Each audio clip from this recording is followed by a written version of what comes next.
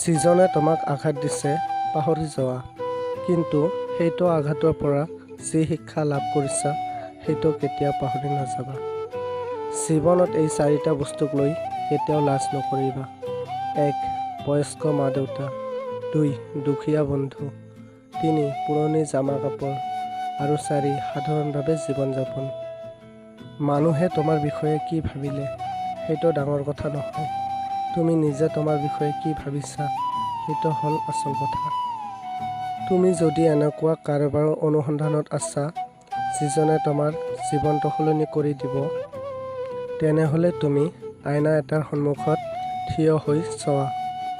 পৃথিৱীৰ সকলোতকৈ ডাঙৰ ৰোগ হ'ল মানুহে কি ক'ব। যদি সদায় ৰাতিপুৱা এই 5টা লাইন কোৱা, তেনেহ'লে তোমাৰ দিনটো ভালে যাব।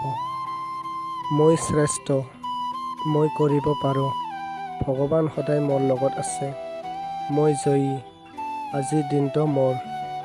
অহংকাৰ তেওঁলোকেই কৰে যিসকলে হঠাৎ এনেকুৱা কিবা এটা পাই যায় যিটো পোৱাৰ তেওঁ যোগ্য নাছিল।